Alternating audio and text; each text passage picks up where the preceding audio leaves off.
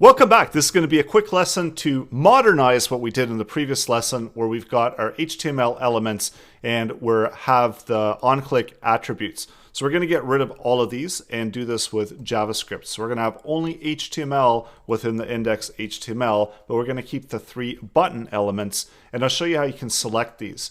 And there's going to be more on this coming up, and this is all to do with the DOM. So the DOM gives us an option to interact with the elements on the page. And we saw that earlier when we console directory the document object.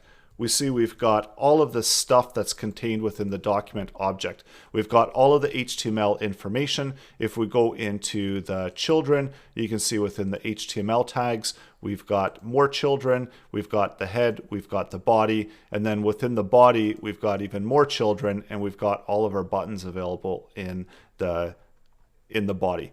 And we can access these using JavaScript. So let me give you a quick sneak peek, and this is a JavaScript object. It's actually a giant JavaScript object, and we are going to be covering objects in more detail.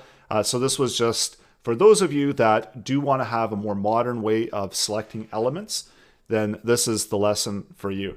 So we want to select all of the buttons on the page, so all the elements with the button tag.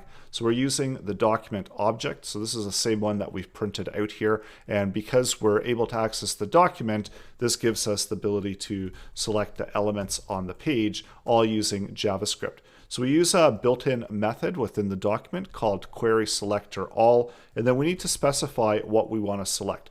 We're selecting all the elements with the button tag, and now if I do console log buttons, you're going to see that we've got all of them within this list format. So we've got all 3 different buttons. So that means that we can access the buttons one by one, and because we can access the buttons, we can also have an event listener for those buttons.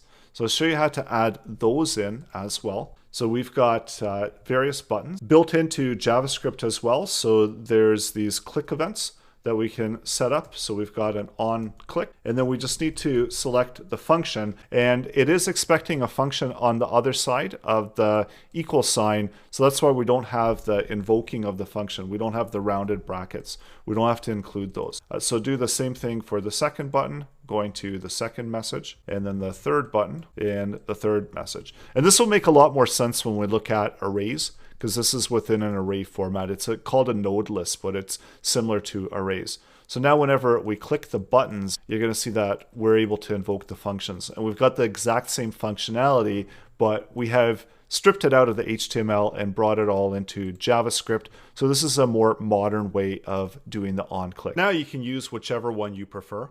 While you're learning JavaScript, you can use, and there's also another way to do this as well when we look at the DOM in more detail. So you can try this out as well and add this into your project.